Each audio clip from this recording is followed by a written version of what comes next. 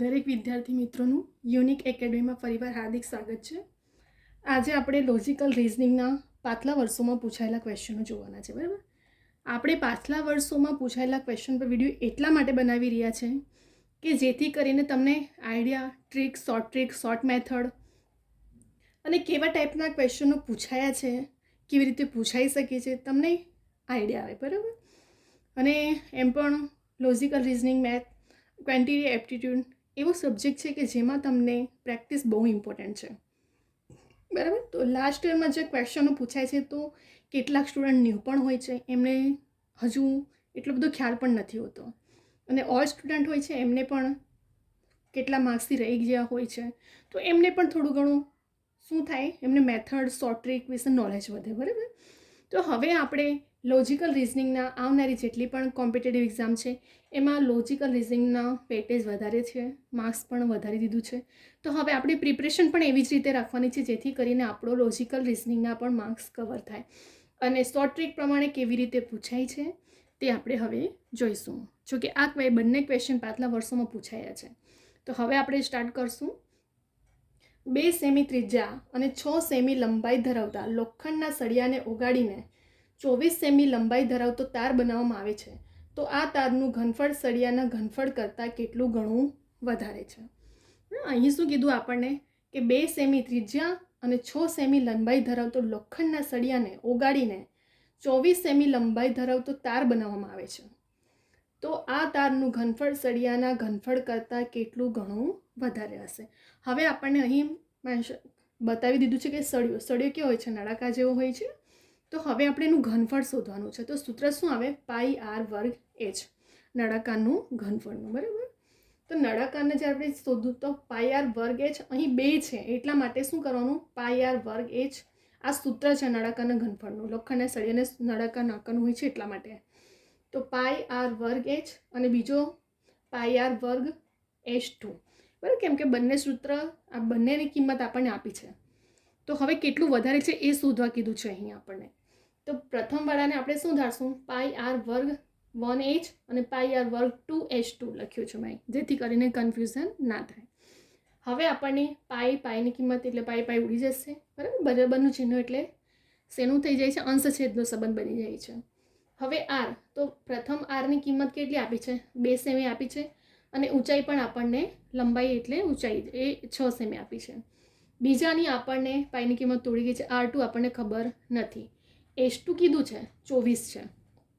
બરાબર, તો આપણને આર વર્ગ મળી ગયો છે, અહીં આપણને H1 મળી ગયો છે ને H2 પણ મળી ગયો છે. અહીં આર વર્ગ હવે આપણે બીજાનું શોધવાનું છે. તો 2 દુ 4, 2નો વર્ગ એટલે 2 દુ 4, 4 છંગ 24. અહીં પણ 24 છે, તો બરાબરનું ચિહ્ન પછી જો હોય તો અંશનું છેદમાં અને છેદનું અંશમાં ફેરવવામાં આવે છે. તો આ તો અંશમાં જશે, હવે આ છેદમાં છે તો નીચે આવી જશે. 24 ઉડી ગયા તો કેટલું રહ્યું? એ 24 એકુ 24. તો આર સ્ક્વેર 2 કેટલું મળ્યું આપણને? 1 મળ્યું. પ્રથમ R1 તો છે જ આપણી પાસે, આપણે R2 શોધ્યું. બરાબર, તો કેટલું મળ્યું આપણને? 1 મળ્યો. હવે સૂત્રમાં કિંમત મૂકીને આપણે આગળ જઈએ તો પાઈ આર વર્ગ એચ, એની કિંમતો મૂકી આપણે. પાઈ 2નો વર્ગ, આપણને આર એટલે ત્રિજ્યા, ધ્યાન રાખજો, આર એટલે ત્રિજ્યા અને એચ એટલે ઊંચાઈ કે લંબાઈ. તો 6 સેમી આપણને આપી છે. 2નો વર્ગ એટલે 2 દુ 4, 4 છંગ 24 પાઈ મળી ગયું. હવે બીજાનું શોધીએ. પાઈ આર વર્ગ એચ, આપણને બીજાનું આર કેટલું મળ્યું? 1 મળ્યું. તેમાં પણ કિંમત મૂકશું 1, અને બીજાની કેટલી છે ઊંચાઈ? 24. તો 1નો વર્ગ તો 1 જ રહેવાનો, 24 એકુ 24. તો બંનેનું ઘનફળ કેવું મળ્યું આપણને? સરખું મળ્યું. કોઈ પણ કોઈના કરતાં વધારે નથી કે ઓછું નથી. ફરી એકવાર આપણે ધ્યાનથી, અહીં આપણને નળાકારનું ઘનફળ શોધવાનું કીધું છે, કેમ કે લોખંડનું સળિયું નળાકારનો હોય છે. બરાબર, તો તારનું ઘનફળનું સૂત્ર શું આવે? પાઈ આર વર્ગ એચ. હવે અહીં આપણને 2 કેમ લીધા? કેમ કે અહીં 2 ઊંચાઈ આપી છે, લંબાઈ આપી છે એટલા માટે. અને આપણને શું કીધું છે કે લંબાઈનું તારનું ઘનફળ, સળિયાનું ઘનફળ, તારનું પણ ઘનફળનું શોધવાનું છે અને સળિયાના ઘનફળનું પણ શોધવાનું છે. એટલા માટે પ્રથમ આપણે લોખંડના સળિયાને શું? પાઈ આર વર્ગ એચ લખ્યું, અને સળિયાના ઘનફળને પાઈ આર વર્ગ 2h2 લખ્યું. બરાબર, હવે આર વર્ગ, તો પ્રથમ આરની કિંમત આર હતી અને એચની કિંમત પણ 6 છે. બીજાની આપણને આરની કિંમત નથી, ખાલી એચની કિંમત મળી છે, તો આપણે આર પણ શોધી કાઢ્યું. આ પાઈ ને પાઈ આપણા કટ થઈ ગયા, બરાબરનું ચિહ્ન છે એટલે અંશ છેદ ઉડી જશે. આરની કિંમત એટલે 2નો વર્ગ અને એચ એટલે આપણી 6 સેમી. હવે r²2 અને એચનો કેટલો આવશે 24, બીજાનો 24 આપ્યો છે. હવે 2 દુ 4, 4 છંગ 24 અને r2² અને 24 ની 24 એકુ 24 ઉડી ગયું. તો આપણી પાસે r² કેટલું રહ્યું 1 રહ્યું. હવે પાઈ આર વર્ગ એચ આપણે કિંમતો મૂકતા જઈએ ખાલી સૂત્રમાં. તો પાઈની કિંમત તો આપણે નથી મૂકવાની કેમ કે પાઈની કિંમત આપી નથી. r² 2ની કિંમત આપી છે અને લંબાઈ પણ પ્રથમની 6 આપી છે. આ કોનું છે? આ છે લોખંડના સળિયાનું અને આ છે તારનું ઘનફળ. બરાબર, આ છે તારનું અને આ સળિયાનું ઘનફળનું. ચલો હવે આરની 1ની કિંમત કેટલી મળી? 1 મળી છે આપણને. તો આપણે પાછી સૂત્રમાં કિંમત ખાલી મૂકી દેવાની છે. r²2 1 મળ્યું અને અહીં આપણને h એટલે 24. બંનેની આપણને કિંમત સેમ મળી. તો કોઈ પણ કોઈના કરતાં કેટલું ઘણું વધારે નથી. અહીં આપણો પ્રથમ આન્સર આવી ગયો કે બંને સરખા જ છે. શું છે? બંને સરખા છે કેમ કે બંનેની કિંમત આપણને સેમ મળી છે. અહીં પણ 24 પાઈ મળ્યું અને અહીં પણ આપણને 24 પાઈ મળ્યું. પાઈ આર વર્ગ એ છે શેનું છે? લોખંડના સળિયાનું અને આ છે તારનું. બરાબર, તો બંનેનો આપણને આન્સર ક્લિયર છે કે બંને સેમ મળે છે. હવે આપણે બીજો, કેમ કે આ નળાકારનું શંકુનું ઘનફળ, નળાકારનું ઘનફળ, બરાબર, આના રિલેટેડ તમને ક્વેશ્ચનો પૂછાય છે ને સિલેબસમાં છે જ આપણે. તો આવા ક્વેશ્ચનો લાસ્ટ યરમાં પૂછાયા છે. એટલે હવે આપણે ફક્ત એવું નથી કે ગણતરીની પ્રેક્ટિસ, ફોર્મ્યુલા પણ બધું તમને નળાકારના શંકુના દરેકના આવડવા જોઈએ કેમ કે ફોર્મ્યુલા પરથી જ આ બધું સોલ્યુશન થાય છે. બરાબર, સૂત્ર તમને આવડશે તો તમે દાખલા ગણી શકશો, એક્ઝામ્પલને સોલ્વ કરી શકશો. કેમ કે આખું નળાકારનું ઘનફળ કે પછી નળાકારનું હોય છે, શંકુનું હોય છે, લંબઘનનું હોય છે, આ બધું સૂત્ર પર જ છે આખું ટોટલી. તો સૂત્ર પણ તમને આવડવું જોઈએ, સૂત્ર પણ યાદ રહેવું જોઈએ. હવે આપણે બીજો ક્વેશ્ચન જોઈશું. ધોરણ 4ના 40 બાળકોની સરેરાશ ઉંમર 10 વર્ષ છે. બરાબર, કેટલા? ધોરણ 4ના 40 બાળકોની સરેરાશ ઉંમર 10 વર્ષ. ધોરણ 6ના 30 બાળકોની સરેરાશ ઉંમર 12 વર્ષ છે. તો ધોરણ 4 અને 6ના બાળકોની સરેરાશ ઉંમર શોધો. હવે અહીં આપણને ધોરણ 4ના 40 બાળકોની સરેરાશ ઉંમર 10 વર્ષ આપી અને ધોરણ 6ના 30 બાળકોની સરેરાશ ઉંમર 12 વર્ષ આપી છે. તો સરેરાશ શોધવા શું કરશું? કુલ વજન છેદમાં કુલ સંખ્યા. બરાબર, શું આવે છે? સરેરાશ બરાબર કુલ વજન છેદમાં કુલ સંખ્યા. હવે 4 શું છે? ધોરણ 4ના 40 બાળકોની સરેરાશ ઉંમર આપણને 10 વર્ષ કીધી છે. તો આપણે શું કરશું? 4 ગુણ્યા 10 કરશું અને કેટલું છે ટોટલ? 30 ગુણ્યા 12 છે. કેટલું છે? અહીં 40 આવશે. બરાબર, આ 40 છે અહીં. ચલો, તો અહીં 40 ગુણ્યા 10 અને અહીં કેટલા છે? ધોરણ 6ના 30 ગુણ્યા 12 સ્ટુડન્ટ્સ. ટોટલ 40 વત્તા 30 એટલે કે જે પણ બંને ધોરણના બાળકોની સરેરાશ સંખ્યા. હવે 40 ગુણ્યા 10 કરશું તો કેટલા આવશે? 400 અને 30 ગુણ્યા 12 કરશો તો 360. તો 40 વત્તા 30 કરશો તો કેટલો આન્સર આવશે તમારો? 70. ફરી એકવાર સરેરાશ કહીએ તો આપણે એનું સૂત્ર શું આવે? કુલ વજન છેદમાં કુલ સંખ્યા. આપણને ધોરણ 4ના 40 બાળકોની સરેરાશ ઉંમર 10 વર્ષ કીધી છે. તો 40 ગુણ્યા 10 અને ધોરણ 6નું કેટલું કીધું છે? 30 ગુણ્યા 12 વર્ષ. તો 30 ગુણ્યા 12. કુલ સંખ્યા 40 વત્તા 30 બાળકોની. બરાબર, તો 40 ગુણ્યા 10 કરશો તો 400 અને 30 ગુણ્યા 12 કરશો તો 360 અને 40 વત્તા 30 કરશો તો 70. હવે 400 પ્લસ 360 એટલે કેટલા થાય? 760 છે. તો 760ના છેદમાં 70 કરો, 0 0 ઉડી ગયા, 76 ભાગ્યા 7 કરો એટલે 10.85 તમારો આન્સર આવી જશે અહીં. બરાબર, અહીં આપણને સરેરાશ ઉંમર બાળકોની શોધવા કીધું છે.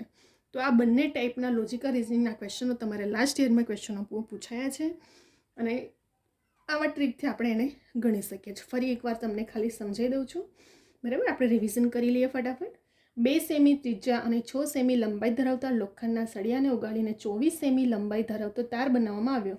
તો તારના ઘનફળનું અને સળિયાના ઘનફળના ઘનફળ કરતાં કેટલું ઘણું વધારે છે? તો અહીં આપણને સૌથી પહેલાં તો પ્રથમ આર આપી દીધો છે, H1 પણ આપી દીધું છે, R1 H1. બીજામાં R2 નથી આપ્યું પરંતુ H2 એટલે 24. બરાબર, તો હવે સૂત્રમાં કિંમત મૂકીએ. પાઈ આર વર્ગ H બરાબર પાઈ આર વર્ગ H2. તો આર વર્ગની કિંમત કેટલી છે? 2 છે તો 2નો વર્ગ અને લંબાઈ 6. હવે આર વર્ગ H2 છે, Hની કિંમત કેટલી? 24. બરાબર, કેટલી છે? 24 H2ની કિંમત. તો હવે 2 દુ 4, 4 છંગ 24 અને અહીં 4 24 24 ઉડી ગયું, તો 24 એકું 24. હવે શું કરીશું, આપણે ખાલી બધાની કિંમત મળી ગઈ, તો આપણે ખાલી કિંમત સૂત્રમાં મૂકવાની છે. અહીં આપણે લોખંડના સળિયાની મૂકી, પાઈ આર વર્ગ એચ, પાઈ આર વર્ગ 1 એચની, પાઈ આરની કિંમત 2, 2નો વર્ગ અને એચની કિંમત 6 છે. 2 દુ 4, 4 6 24. બીજાની શોધશું તો પાઈ આર વર્ગ 2h, એટલે પાઈ આપણે આર1ની કિંમત 1 મળી અને 24 આપણને આપી દીધું છે, બરાબર. અહીં h2. ચલો 24 એકું 24, વર્ગનું એકને એક જ રહેવાનું છે. અહીં પણ આપણો આન્સર. તો બંનેનું ઘનફળ કોનું ઘણું વધારે નથી, બંનેનું સેમ છે. બીજામાં શું થાય છે કે ધોરણ 4ના 40 બાળકોની સરેરાશ ઉંમર 10 વર્ષ અને ધોરણ 6ના 30 બાળકોની સરેરાશ ઉંમર 12 વર્ષ છે. તો 4 અને 6ના બાળકોની સરેરાશ ઉંમર શોધો. તો સરેરાશ બરાબર કુલ વજન છેદમાં કુલ સંખ્યા. કુલ વજન કેટલા છે બાળકો? 40 ને ઉંમર 10, 40 ગુણ્યા 10, બરાબર. અને ધોરણ 6ના 30 બાળકોને 12 ઉંમર, તો 30 ગુણ્યા 12 છેદમાં 40 વત્તા 30. બાળકો કેટલા? 40 અને 30. 40 ગુણ્યા 10 એટલે 400 અને 30 ગુણ્યા 12 એટલે 360. તો 40 વત્તા 30 કરશું તો કેટલા આવશે? 70 આન્સર આવશે આપણું અહીં. તો 400 વત્તા 360 એટલે 760. 760ના છેદમાં 70, 0 0 ઉડી ગયા. 76 ભાગ્યા 7 કરો, 7 એકુ 7, 0 ભાગને જાય, તો ટોટલ આન્સર આપણે 76 ભાગ્યા 7 કરશું તો 10.85 આપણો આન્સર આવી ગયો, બરાબર. તો આવા ટાઈપના ક્વેશ્ચનો પૂછાય છે. આ તો મેં તમને ડીપમાં થોડું સમજ પડે એટલામાં આખું પોઈન્ટ ટુ પોઈન્ટ બધી વસ્તુને હાઇલાઇટ કરી છે અને એક એક પોઈન્ટ મેં તમને લખ્યું છે, જેથી કરીને તમે જાતે પણ ગણો તો તમને સમજ પડે સ્ટેપ બાય સ્ટેપ કેવી રીતે ગણાય છે. અને આપણે થોડી શોર્ટ મેથડ ફટાફટ ગણતરી ફોર્મ્યુલાને એકોર્ડિંગ મૂકીને ગણતરી કરી શકીએ છીએ, બરાબર. તો અહીં મેં તમને સૂત્ર સાથે શોર્ટરી પ્રમાણે કેવી રીતે ગણવાનું છે અને કેવી રીતે આપણા ક્વેશ્ચનો આ પાછલા વર્ષોમાં પૂછાયા છે. તો હવે આપણે આજે પાછલા વર્ષોમાં પૂછાયેલા ક્વેશ્ચનો છે તેને આપણે સોલ્વ કરીએ તો આપણી આવનારી એક્ઝામમાં શું થાય, આપણને થોડું ટ્રીક પણ આવે, આઈડિયા પણ આવે કે કેવી રીતે આપણે શોર્ટ ટ્રીક શોર્ટ મેથડ પ્રમાણે તેનું સોલ્યુશન કરી શકીએ છીએ. કેમ કે મોસ્ટલી એક્ઝામમાં શું થાય છે કે જો તમારી પ્રેક્ટિસ નથી હોતી ને તો એ ટાઈમે તમને વધારવા માટે વધારે બહુ ટાઈમ નથી હોતો, તમારું વિચારવામાં અને એમાં જ તમારો ટાઈમ સ્કીપ થઈ જતો હોય છે, બરાબર. તો અહીં હવે આપણો એટલો બધો ટાઈમ ના જાય, કમ્પ્લીટલી આપણું પ્રિપરેશન પણ થઈ જાય અને એટલા માટે ફક્ત મેનમાં પણ પ્રિલિમ મેન બંનેમાં કામ. અને ફક્ત એક જ કોમ્પિટિટિવ એક્ઝામ માટે નહીં, આવનારી જેટલી પણ એક્ઝામો છે દરેક એક્ઝામ માટે લોજિકલ રિઝનિંગમાં આ ઇમ્પોર્ટન્ટ ક્વેશ્ચન છે. કેમ કે મેથડ ટ્રીક બહુ મેટર કરે છે લોજિકલ રિઝનિંગના ક્વેશ્ચનો અટેમ્પ્ટ કરવા માટે. અને તમારી પ્રેક્ટિસ હશે તો તમને એ ટાઈમે આવા ટાઈપના ક્વેશ્ચનો પૂછાય તો તમને તરત જ માઇન્ડમાં આઈડિયા આવે છે કે હા આ રીતે ગણી શકાય છે, બરાબર. તો હવે તમે આનો સ્ક્રીનશોટ પણ લઈ શકો છો, વિડીયોને ડાઉનલોડ કરીને જાતે પણ પ્રેક્ટિસ કરો, જેથી કરીને તમને રિવિઝન માટે ઇઝી રહે અને તમને વધારે પણ ટ્રીક ઇઝી મેથડ પ્રમાણે તમે ગણશો તો તમને યાદ પણ રહેશે, બરાબર. તો હવે અહીં આપણે વિડીયોને સ્ટોપ કરી રહ્યા છે. હવે તમે આ વિડીયોને તમને ગમે તો લાઈક કરો, શેર કરો, સબસ્ક્રાઈબ કરો, કમેન્ટ કરવાનું ભૂલતા નહીં. અને મેઇન વસ્તુ કે સબસ્ક્રાઈબ કરીને નોટિફિકેશન માટે બેલ આઇકોન ઓન કરવાનું ભૂલતા નહીં, જેથી કરીને જેટલા પણ મારા રેકોર્ડેડ લેક્ચર મુકાય છે યુટ્યુબ ચેનલ પર અને જેટલી પણ આવનારી કોમ્પિટિટિવ એક્ઝામ છે એની પણ ઇન્ફોર્મેશન તમને તાત્કાલિક મળે એટલા માટે સબસ્ક્રાઈબ કરવાનું ભૂલતા નહીં, બરાબર. જેથી કરીને નોટિફિકેશનમાં બેલ આઇકોન ઓન રાખશો તો તમને રેકોર્ડેડ લેક્ચર અને આવનારી જેટલી પણ કોમ્પિટિટિવ એક્ઝામની ઇન્ફોર્મેશન છે એ પણ તમને તાત્કાલિક મળતી રહે.